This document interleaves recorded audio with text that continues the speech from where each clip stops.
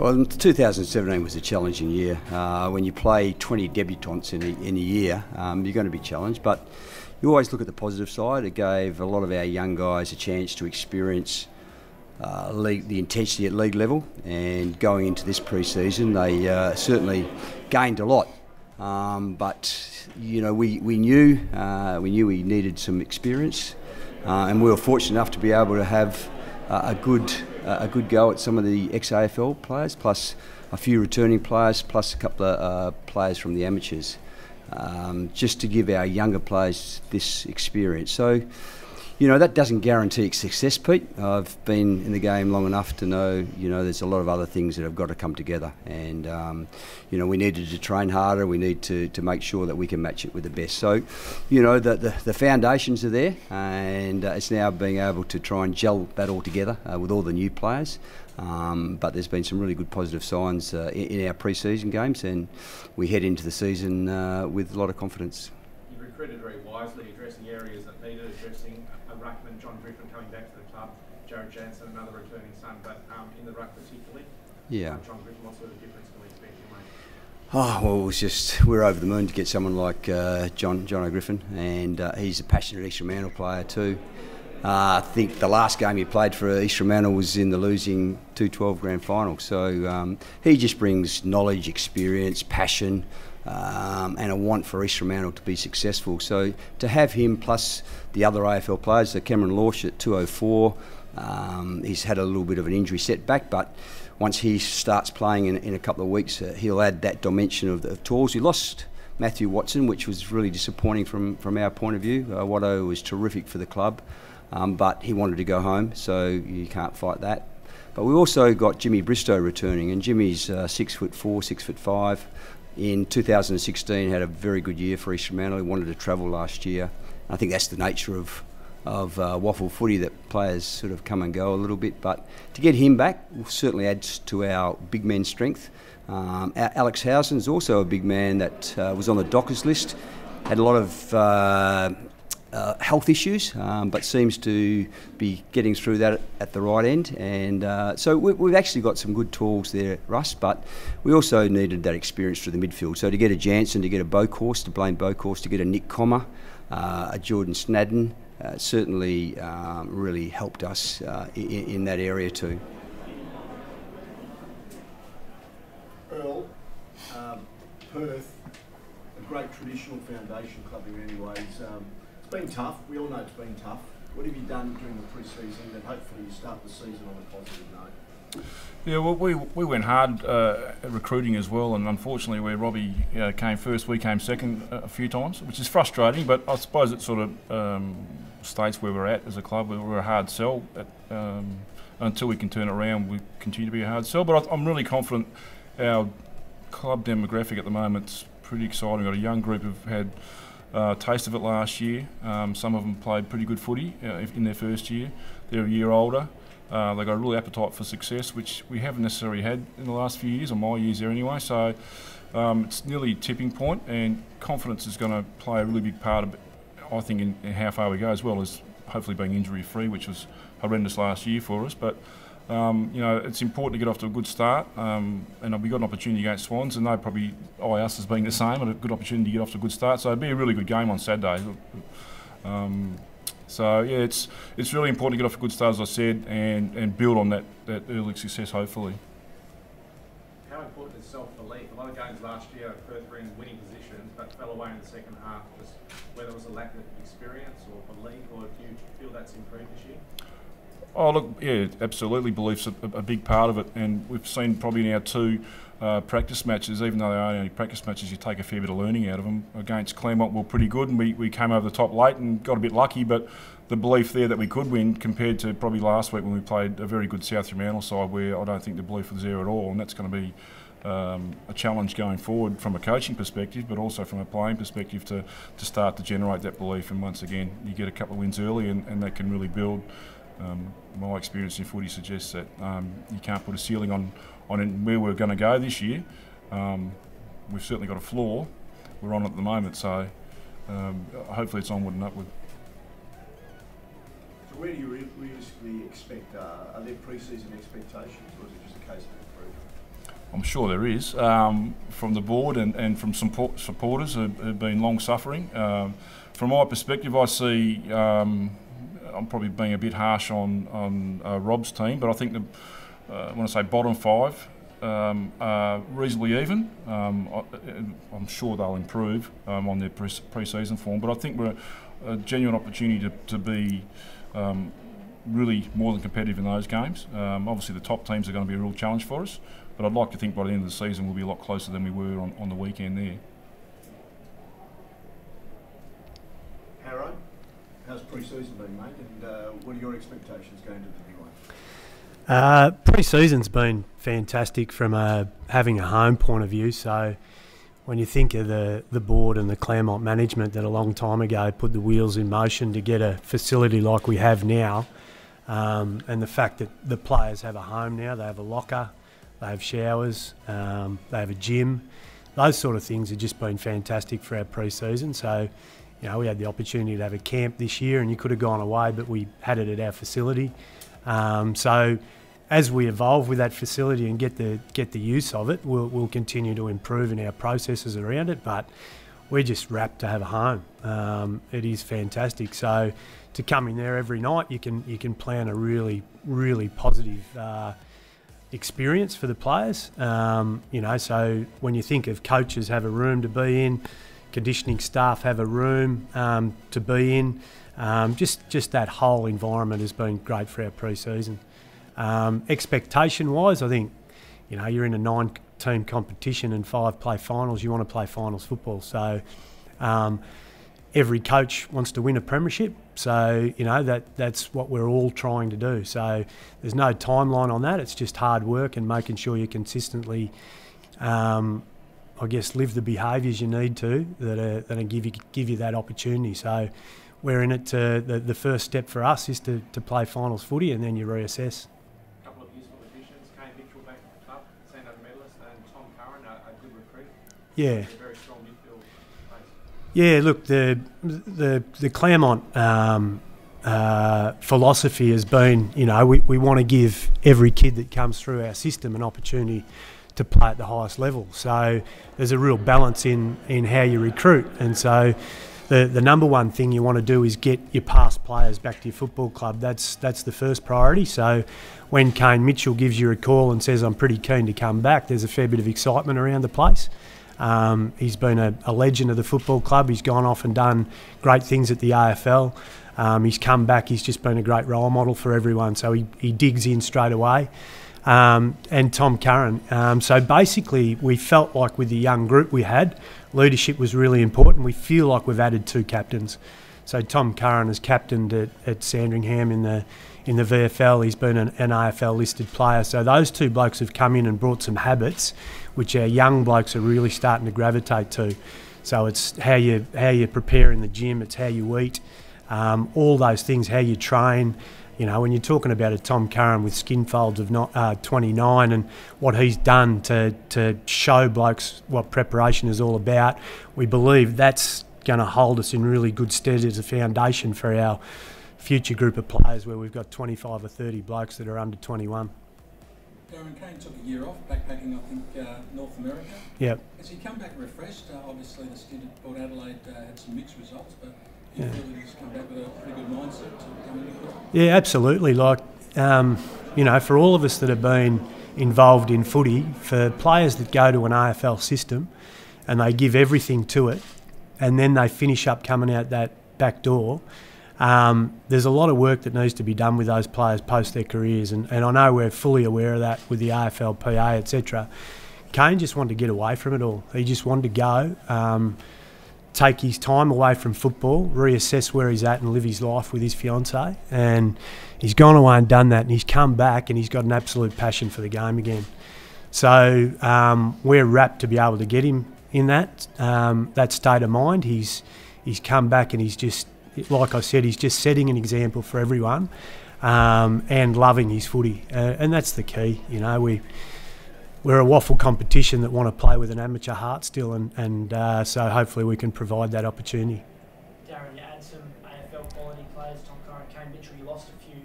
How nice was it to see Zach Langdon playing around on the weekend for the Look, it's, you know, like I watched the clip of him kicking his goal and, geez, it was a funny photo of him pouring Gatorade on his own head in the paper too. That's how excited he was. But you take him and Bailey Banfield and our other players that are on AFL list, that gives us, like that, we as coaches, you feel like you've played your little part, but so does his under-10s coach. So does his, you know, everyone that's been involved with him over that period of time watches him kick that goal, and we're just all excited because that's ultimately, we want players to be the best they can be, whether that's in a WAFL environment, whether that's at community level. But to watch a kid and you think of his pathway and what he's done, to come down to boarding school, to come back and get involved at Claremont and leave his home, to see him kick that goal and to have 6 tackles and live his brand, we were just stoked for him.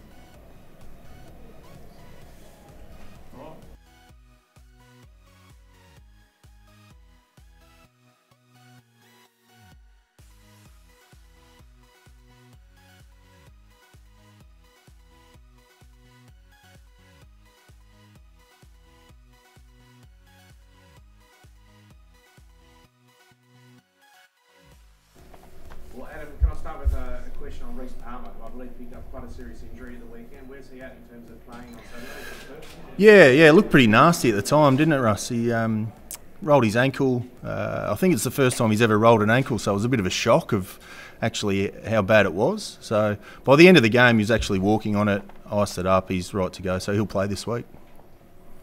Are you looking forward to the challenge of coaching a team in your own right? You've been involved with WAFL for a long time in different coaching roles, but you get the chance to do a senior coaching gig. You must be really excited.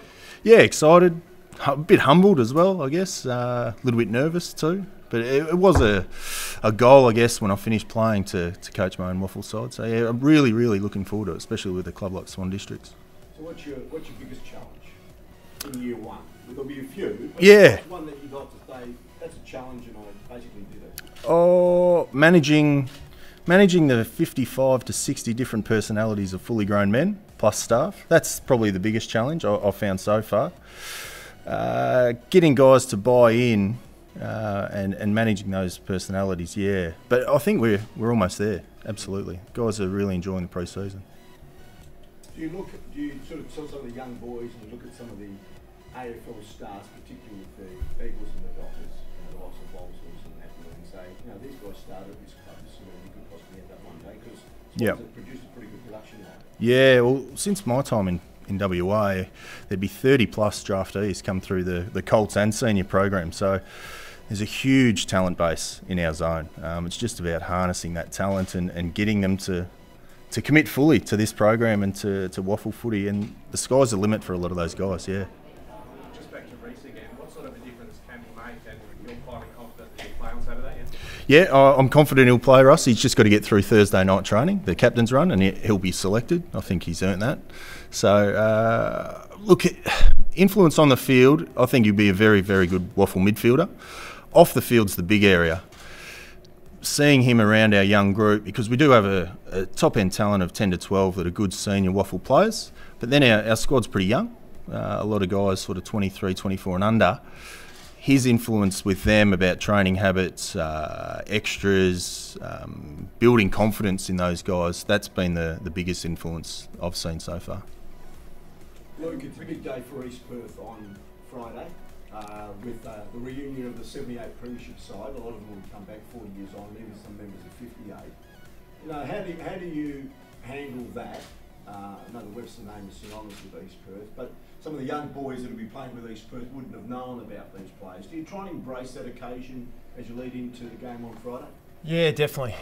We've done a lot of work with a really young group. We have lost a number of guys over the last few years, and the change in the guards happened at our club. We did a lot of work in the pre-season with all these new kids coming in about understanding the history of East Perth, and it's a great opportunity with our first game, having the reunion of the 58 and the 78 grand final wins, to really embrace that with our group. And as I mentioned, we got our player groups to go through and do some projects on what the club's been about, what great players have played there, so they understand exactly the DNA of our club and what it's all about, and hopefully you'll see that in our footy this year. It's there a bit of a burn amongst the senior players in terms of missing the final for the first 5 or 6 years last year to bounce back and push up into the top 5 again? Yeah, certainly. It was a disappointing end to last year, and to miss the finals, as you mentioned. I think every club's out to want to play finals footy, and in particular us. And the boys have come back a really good burning desire to actually want to improve and get better this year, and hopefully you'll see that again. Sharad Wellingham, how's he fitted in? Yeah, look, Sharad brings great experience, AFL experience. A terrific on-field leader. He's been really good for our playing group off the field as well too, in terms of his training standards and the way he prepares himself to be able to get the best out of his footy. And again, he gives us another old senior head to really add some experience to our group. Bill, some changes at the top of West Perth. Is that going to new facilities, a new CEO? The playing group is going to be pretty similar? Yeah, look, we haven't changed a lot on field. Obviously, the new facility looks fantastic. A lot of changes with personnel around the club from the top down. So it's an exciting time, and the new facility gives us great opportunity to hopefully improve. But as we've said to the players all along, that just because you build a nice brand new facility doesn't mean that you're guaranteed anything on field. We have to work hard, and the players have been working hard. Lost Nick Rodder and Scott Simpson mainly from last year's list, and that's going to provide a lot of challenges for us. We just probably need to do things a little bit differently, structure up, and then just back in the guys who will get those opportunities. Mark Hamilton obviously came on last year, Jordan Mills, Sam Rotham, Max Alexander. We've got the potential to throw Tyler Keitel back. Chris Coonan's back playing some really good footy in the pre-season. He's just shy of 200 games, and he's really trained the house down over the summer, and he's really looking forward to a good season. So whilst we may be slightly deficient in a couple of areas, we still think we've got a number of strengths, and that's our plan. We need to work on our strengths and try and minimise being exposed in some areas we're a little bit short. Goal kicking was a bit of an Achilles heel last year. Have you made any efforts to bolster that particular area? Yeah, I think I said it last year, as my daughter said, the two big ones, you kick it between that, it's worth more. So that's our theory for this year. Look, we improved inside 50s and scoring a lot last year. We just didn't kick many or enough goals, and Tyler Keitel is a perfect example. That I think he ended up having close to, if not the most scoring shots in the competition. Kicked 50 goals, 50. It's not a bad effort from a 20-year-old bloke playing forward for the first time in his career. So we think there's some improvement in a lot of our players, and even if you go to our very best in Black and Nelson and Manning and a few others like that, they're not very old. I mean, Blackie and Nelly are 25 years of age, so they should be in their prime, and we're just trying across the board to get everyone to improve. And back to your original question, the facilities will help us improve, but it's about how professional the players are in their preparation and to get the very best out of themselves. It's going to be important. Bill, you've given a lot of local players a chance this year. Named Tedesco, if he comes back into the squad. One, what impact do you think that bunch of young players can do, and how exciting is it for you as a coach to be mentoring them over the next 12 months? Yeah, look, the WAFL's a strange landscape. It's some people are lucky enough to have the opportunity to go out and recruit from out of area, and we've never really been able to do that, and that's good for the others, and we need to do what we need to do, and our focus is to improve everyone on our list.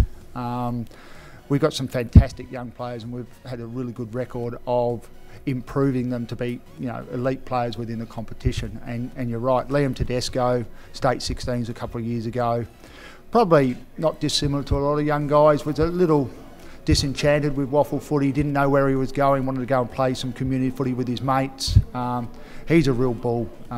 He's going to be an exciting player for us. Throwing Connor West, Tyrese Miller.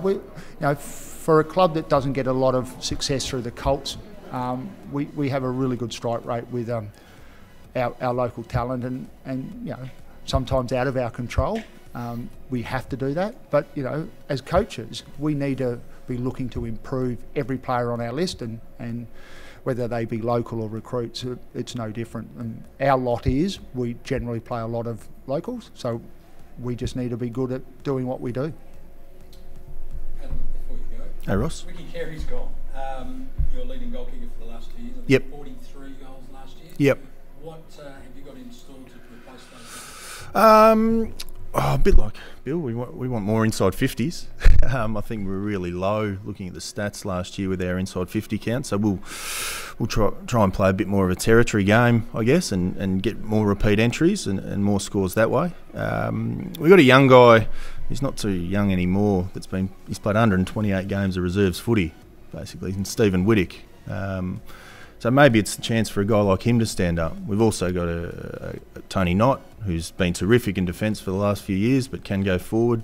Corey Galt, who was wonderful last year in the ruck, but getting a Nathan Blakely back into the system, into our footy club, that might free Corey up to play forward. So we actually have got a few different options that we could look at there. And Luke, finally, what did you learn from the experience last year and having to work, of course, with West Coast on a week-to-week basis? Yeah, obviously, with the partnership with West Coast and East Perth, there are obviously a lot of stakeholders that have a say in things that would like to go on. It's about managing and dealing with those. I think Pick has nailed it before in terms of one of the biggest challenges is managing 59 or 60 blokes at East Perth land, plus the 45 blokes that I've got on AFL list as well too. So, and then bringing that group together on a weekend. And Peel's been a great example of that over the last couple of years, been able to do that, and that's what I'm striving for, and they're my learnings from last year of how can I bring two teams together and get into performing on the weekend. And certainly we need to get off to a greater start than what we did last year, because our middle part over the last few years have been really good, so we'll be looking for a really strong start, and hopefully we can stay in that for the whole year. We've played well in the 3 or 4 games we've played, and it's a matter of continuing getting some consistency with that, but at the moment our form's been strong, and we've had a pretty good balance. It appears that you've got it right, back to back, in relation to the alignment. Is it a case of just making sure the mix and the intelligence is the same this year as it has been in the last 2? I think the mix is always a challenge. During the year we just want to aim to win enough games to get us into the 5. The education and the challenge, I mean, we're still a young club, and we know that there's a lot of very good footy clubs around, so we've got to be on our game. Are you happy with the reduction of AFL listed players when it comes to finals? Do you think it's a better and a fairer mix? I think it's a knee-jerk reaction to what's happened in the last couple of years, but it's not something that I've dwelled on. And Michael Aitness has had a horror run with injury. He's stood up pretty well over pre-season. You're looking forward to him making a pretty strong impact in your form? Yeah, I think we're just looking for him to string some games together, to tell you the truth, because he missed all of last year. I think he played half in the reserves game against South Fremantle, and he was clearly not right. So it's just more for him than for anything else, that he can, bring some time on the field rather than form. But he was in good nick last week. After waiting for so long to play a final and then winning 2 premierships, how important to go on and make a three-peat and sort of build on the club's culture and everything you were striving for?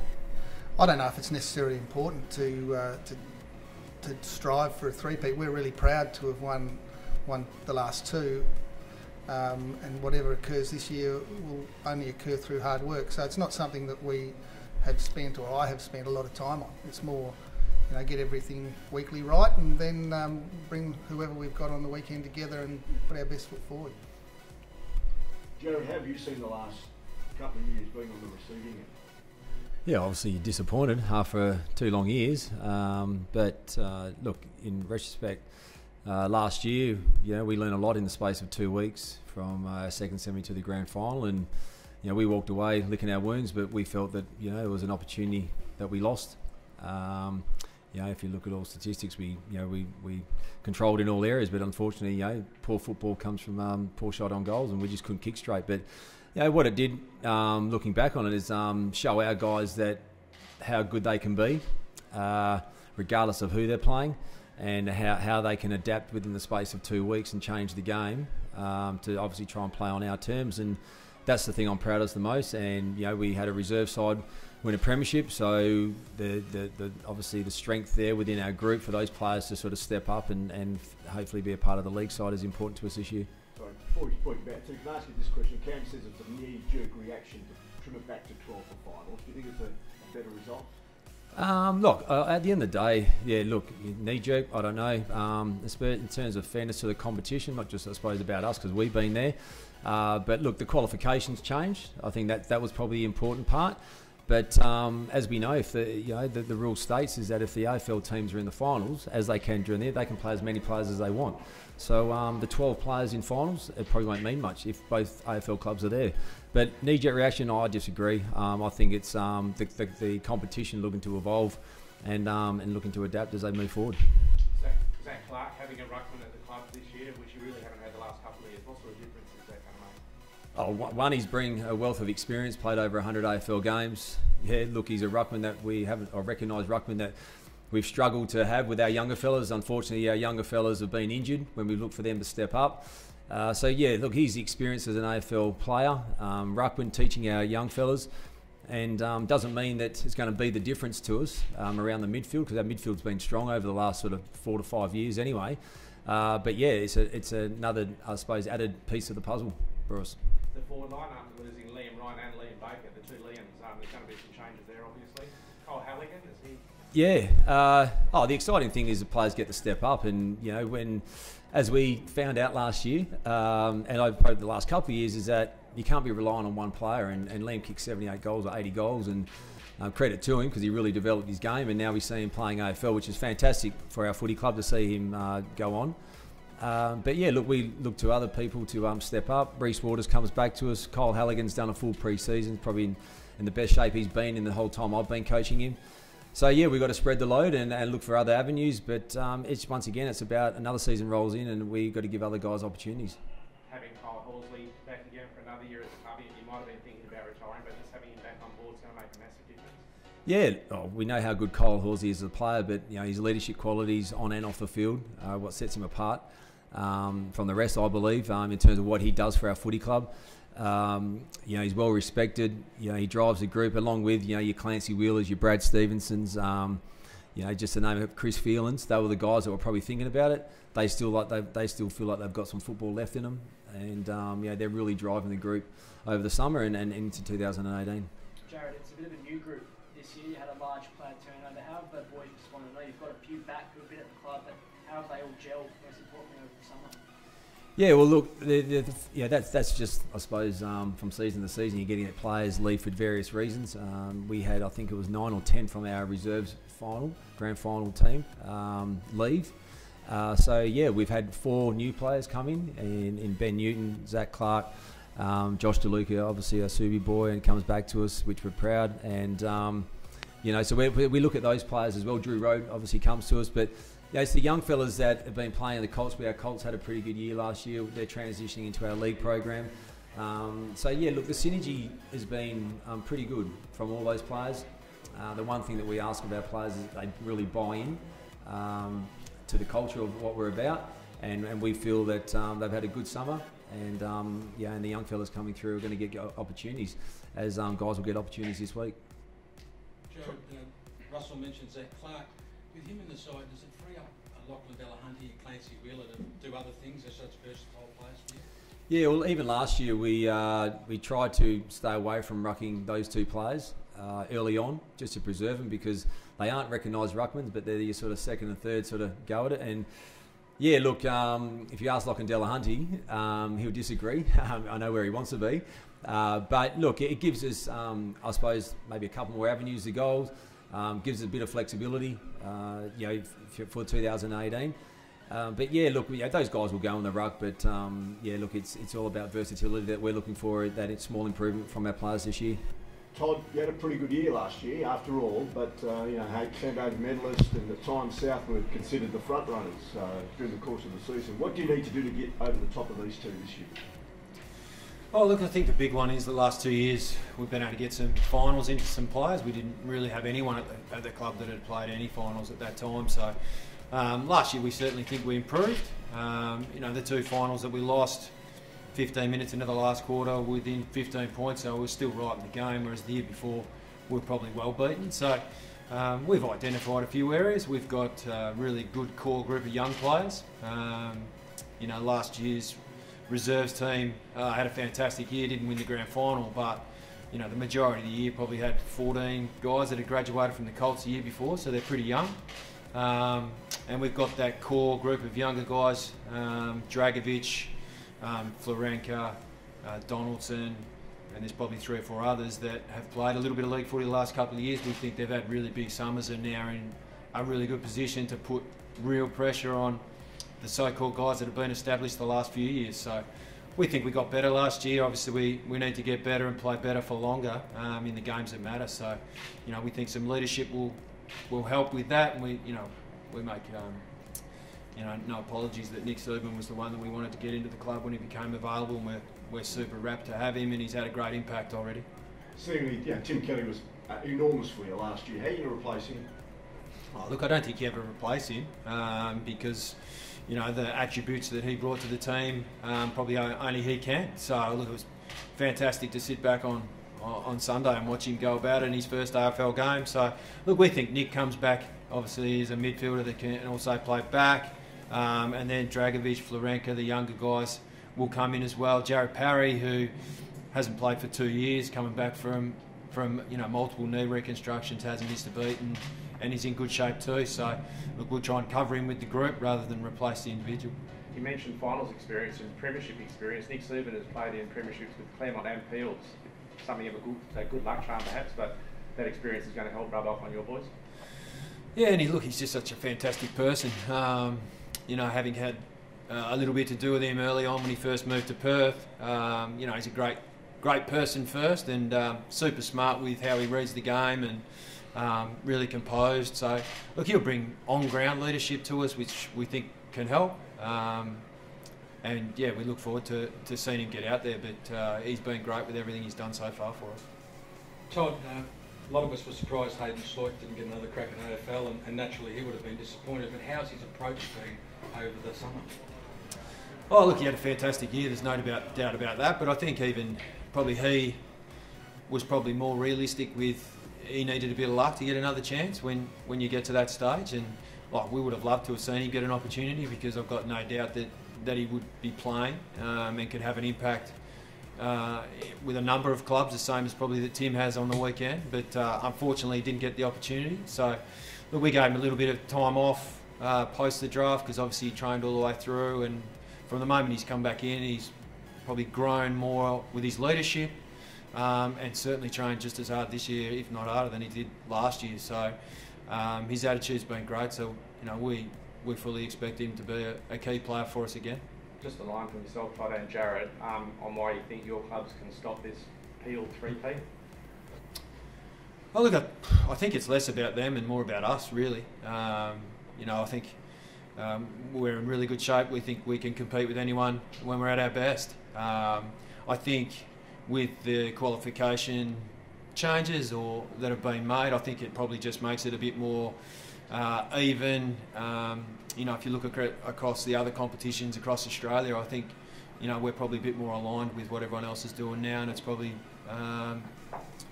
maybe a bit fairer. Jared? Yeah, obviously concur with what Todd said. I think it's more about us looking to improve that a little bit more, and you know, it's a long way to go before finals. So we've got 18 rounds, and it starts this week for us against East Perth. One quick one, Jared. Did you see the Liam Ryan goal, and what was your reaction on the weekend? Did you clap? Did you smile?